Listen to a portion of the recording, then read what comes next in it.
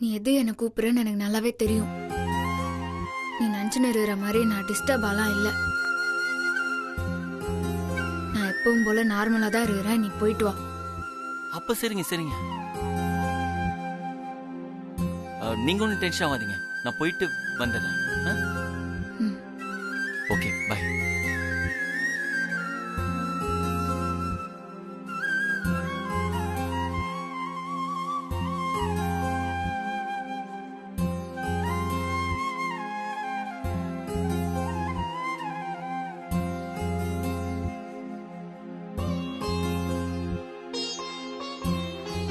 செல்வி, அன்னைக்கு என்ன ஆச்சு?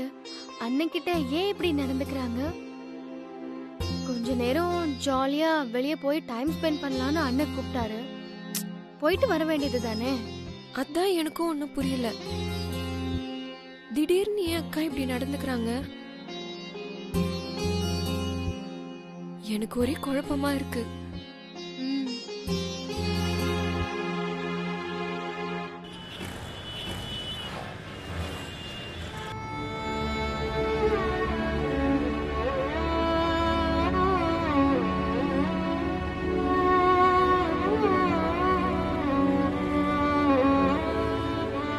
ரவுடி பேபி ஏன் இப்படி பண்ணாங்க?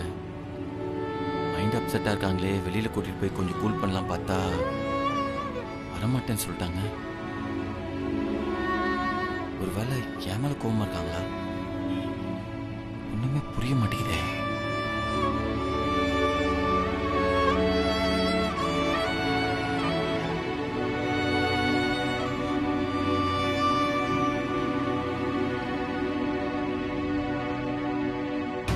சும்மாவா சொன்னாங்க பெரியவங்க, பொண்ணுங்க மனசு கடலை விட ஆழமானதுன்னு?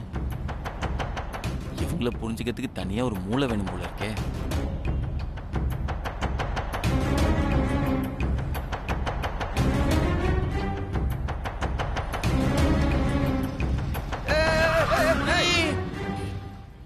ரோட்டை பார்த்து ஓட்டியா?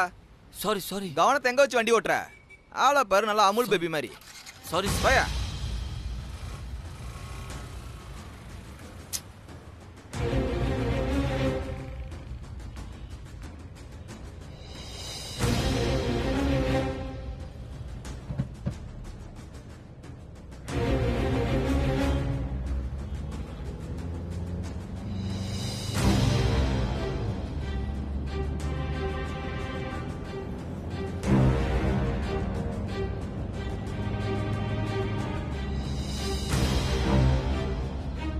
ரவுடி பேபி ஏன் இப்படி பேசினாங்க யோசிச்சு கடைசியில் நம்ம மைண்டு கண்ட்ரோல் இல்லாமல் போயிடுச்சு. இப்போ ஒழுங்கா கான்சன்ட்ரேட் பண்ணி வண்டியை ஓட்டணும்.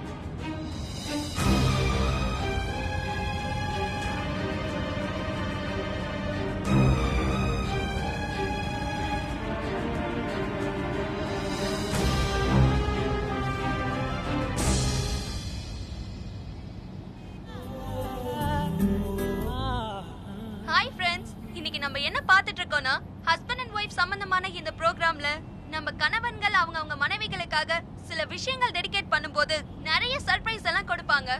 அது மாதிரி கணவன் மனைவிக்காக என்ன மாதிரி விஷயம் எல்லாம் பண்றாருன்னு ஒரு சூப்பரான அருமையான ஒரு சாங் நம்ம இப்ப கேட்க போறோம். கேட்கலாமா?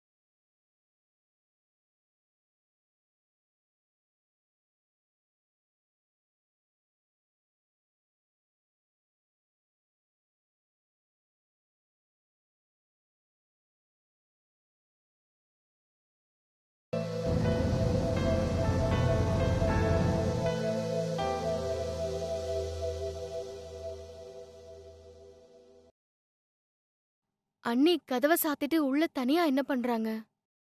தெரியலையே. சரி, கதவை தட்டி பார்க்கலாமா? வேற வழி இல்லைல்ல. ம். அண்ணி அண்ணி சூப்பரா இருக்கு.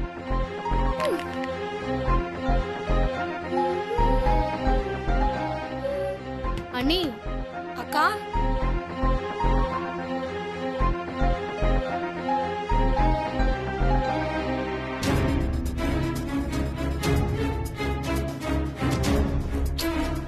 என்ன இது? 2 பேரும் மாத்தி மாத்தி கூப்பிட்டு இவ்வளவு நேரம் அண்ணி கதவை திறக்கவே மாட்டேங்கிறாங்க.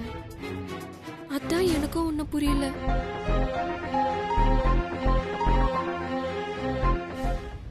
சரி, நாமளே கதவை தள்ளி திறந்து பாத்துடலாம். சரி, அதான் கரெக்ட்.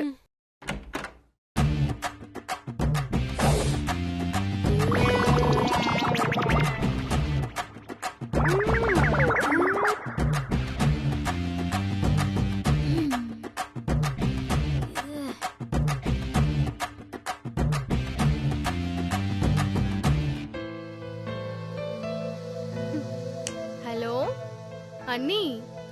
அண்ணி, உங்களுக்கு புரிஞ்சுக்கவே முடியல அண்ணி. அண்ணன் ஆசையா வெளியே போலான்னு கூப்பிட்டதுக்கு வரமாட்டேன்னு சொல்லி அமிச்சிட்டு ரூம்குள்ள வந்து அவரு சட்டை எடுத்து போட்டுக்கிட்டு சந்தோஷமா டான்ஸ் ஆடிட்டு இருக்கீங்க. அண்ணன் முன்னாடி இப்படி பண்ணிருந்தா அவரும் சந்தோஷப்பட்டிருப்பாரல்ல அண்ணி. மனசுக்குள்ள இவ்ளோ லவ் வச்சிட்டு இருக்கீங்க, அவர் கூட வெளியில போயிருக்கலாம்லக்கா. 2 பேருமே சந்தோஷமா இருந்திருக்கலாமே. ஏன் மாட்டேன்னு சொல்லிட்டீங்க? என்னோட இந்த சந்தோஷத்தை கெடுக வேணாம் தான் அமுல் பேபி கூட போவே வேணான்னு முடிவு பண்ண. ஏன்? என்ன அண்ணி சொல்றீங்க? எனக்கு ஒண்ணுமே புரியல. ஆமாக்கா, எனக்கும் ஒன்னும் புரியல. நீங்க அண்ணன் கூட வெளியே போனா உங்க சந்தோஷம் எப்படி கெட்டு போகும்? நீங்க 2 பேரும் ஆம்பளைங்களே இன்னும் சரியா புரிஞ்சுக்கவே இல்ல. அதனாலதான் இப்படி கேள்வி மேல கேள்வியா கேட்டு தொந்தரவு பண்றீங்க. என் அமுல் பேபியை நினைச்சு நான் இன்னைக்கு ரொம்ப சந்தோஷமா இருக்கிறேன். நீங்க சொன்ன மாதிரி என் சந்தோஷத்தை அமுல் பேபி ஆண்ட சொன்னா அவன் சந்தோஷப்படுவான், நல்லா சொல்ல. ஆனா இந்த ஆம்பளைங்க இருக்காங்களே, அவங்களாண்ட நம்ம சந்தோஷத்தை சொன்னா முதல்ல சந்தோஷப்படுவாங்க. ஆனா அடுத்த 5வது நிமிஷத்துலயே ஏதாவது ஒரு காரணத்துக்காக மூட் அப்செட் பண்ணி நம்ம சந்தோஷத்தையும் கெத்துருவாங்க.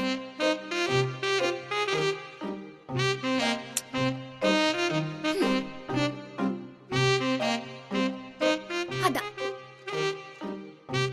அமுல் பேபி ஆண்ட வரலன்னு சொல்லி அனுப்பிச்சுட்டு எந்த டிஸ்டர்பன்ஸும் இல்லாம என் சந்தோஷத்தை நானே அனுபவிச்சு நிறுறேன்.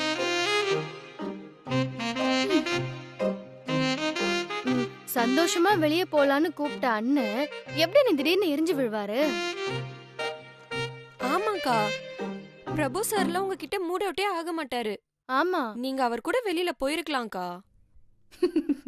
ஹலோ லேடிஸ், நான் சொல்றது ஏன் அமுல் பேபி பத்தி மட்டும் கிடையாது, பொதுவா எல்லா ஆம்பளைங்களையும் சேர்த்துதான். பொண்டாட்டிய ஜாலியா வெளியெல்லாம் கூட்டிட்டு போயிடுவாங்க, கொஞ்ச நேரம் சந்தோஷமாலாம் பேசுவாங்க, அப்புறம் திடீர்னு மூடு மாதிரி எரிஞ்சு வந்துருவாங்க. இதுதான் ஆம்பளைங்களோட பொதுவான குணம். அண்ணன் கிட்ட வேணா அப்படிப்பட்ட குணம் இருக்கலாம், அதுக்காக எல்லா ஆம்பளைங்களையும் அப்படி சொல்லிட முடியாது அண்ணி. கிடையவே கிடையாது சௌமியா, எல்லா ஆம்பளைங்களும் ஒரே மாதிரிதான். நான் கன்ஃபார்மா சொல்றேன், அதுல எந்த மாற்றமும் கிடையாது. நீங்க சொல்ற மாதிரிலாம் இல்லக்கா. என் வீட்டுக்காரருக்கு அந்த மாதிரி குணம்லாம் கிடையாது. ஓ, செல்வி சொல்றது சரிதான். கதிர் கிட்ட கூட இந்த மாதிரி குணம்லாம் எப்பயுமே வராது. என் அமுல் பேபியாவது பரவாயில்ல, கொஞ்ச நேரம் தாங்குவான். உன் கதிர் இருக்கிறாங்களா கதிரி, அவன்லாம் 2 மணி நேரம் கூட தாங்க மாட்டான், உடனே அப்செட் ஆயிடுவான்.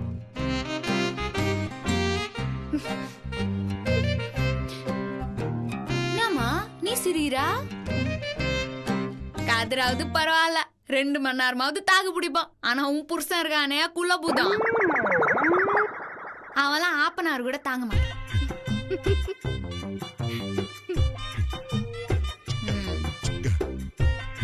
இல்ல அண்ணி, ஆம்பளைங்களை பத்தி உங்களோட கருத்து தப்பு. கதிர் அப்படிப்பட்ட ஆளே இல்ல.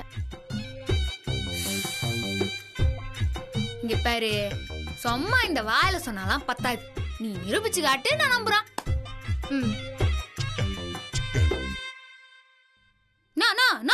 முழிறீங்க? சரி அண்ணி, நான் இப்பவே கதிர்க்கு அப்படிப்பட்ட குணம் இல்லைன்னு நிரூபிச்சு காட்டுறேன். இருங்க வரேன். உங்க ரூமுக்கு தான் போனோம், மாறி போறாத. எங்க போற? தெரியலையே.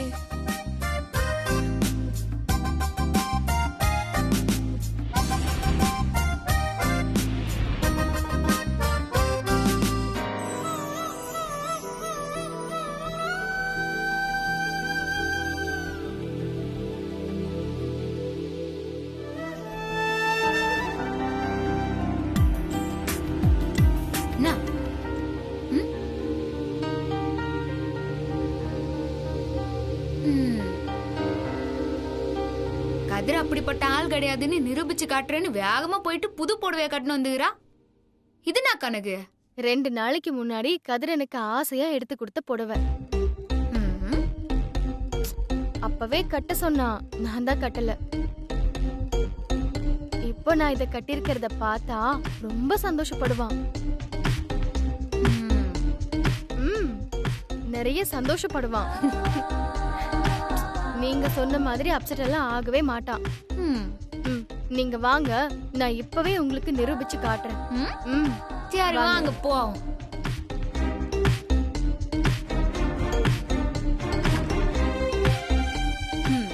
ரெடியா?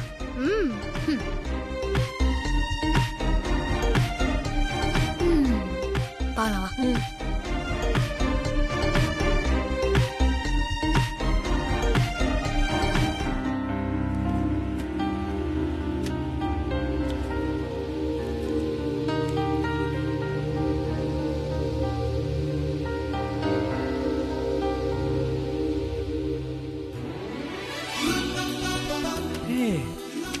சௌமி,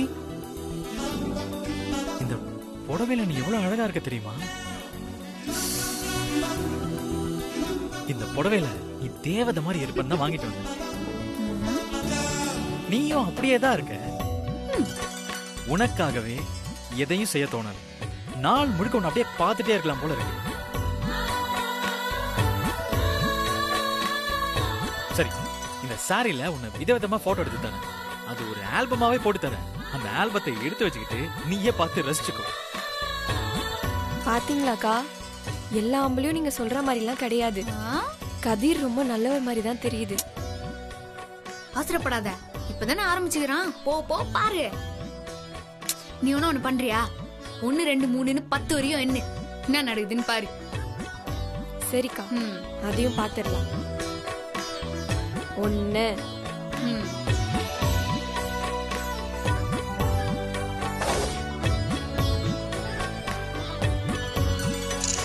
2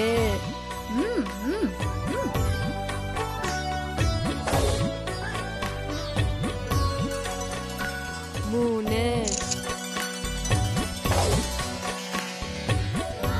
4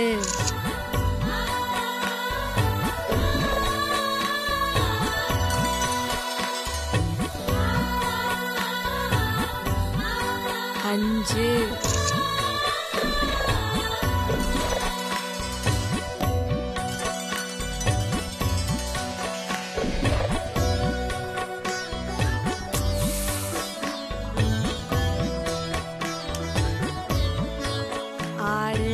சௌமி, இந்த சாரில எவ்வளவு அழகா இருக்கு தெரியுமா?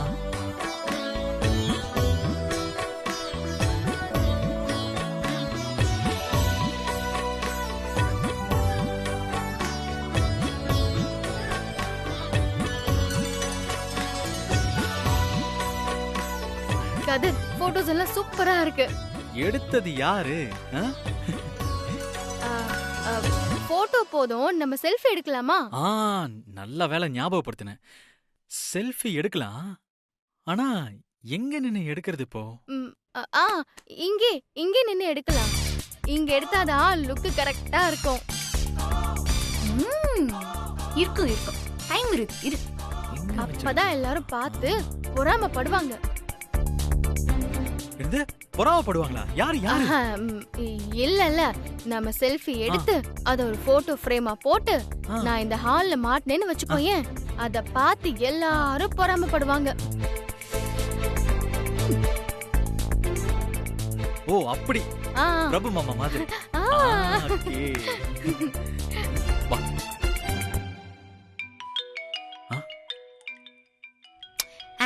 இந்த வந்துருச்சுல, பாருங்க மேடம் பாருங்க. ஆ. சௌமி, ஒரு இம்பார்ட்டன்டான கால் அட்டெண்ட் பண்ணிட்டு வந்துடுறேன். நோ ப்ராப்ளம், அட்டெண்ட் பண்ணிட்டு வா. ஆ ஓகே. ம், ஹலோ. ஆ சொல்லுங்க. வரேன் வரேன்.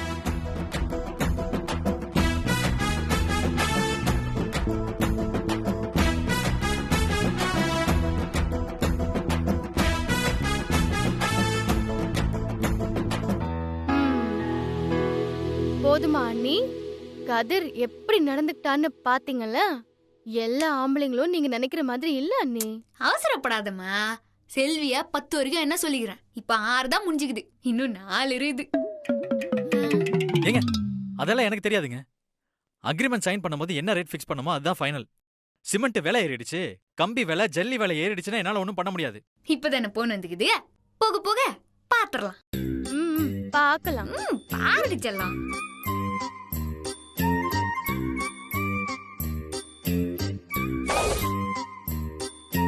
விலை ஏறிடுச்சுன்னா ரேட்டு கூட கேக்குறீங்களே, இதுவே விலை கம்மியாயிடுச்சுன்னா ரேட்டை குறைப்பீங்களா? தேவையே இல்லைங்க, உங்க கான்ட்ராக்டே வேணாம். நீங்க வேற கான்ட்ராக்டர் பாத்துக்கோங்க. போனை கட் பண்ணுங்க.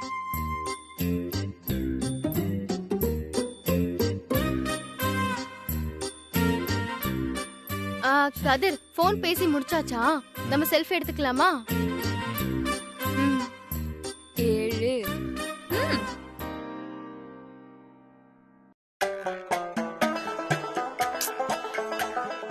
ஏன் முகத்தை இப்படி உம்மன வச்சிட்டு இருக்க? கொஞ்சம் ஸ்மைல் பண்ணு கதிர். 8.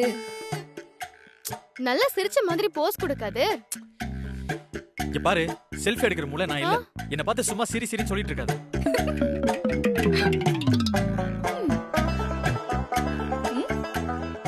9.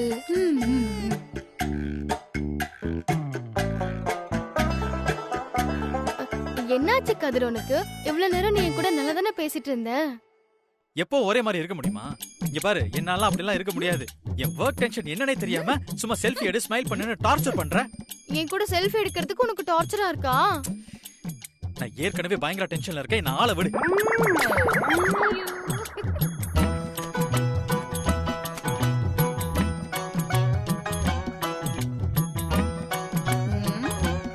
10. ஸ்வாஹா.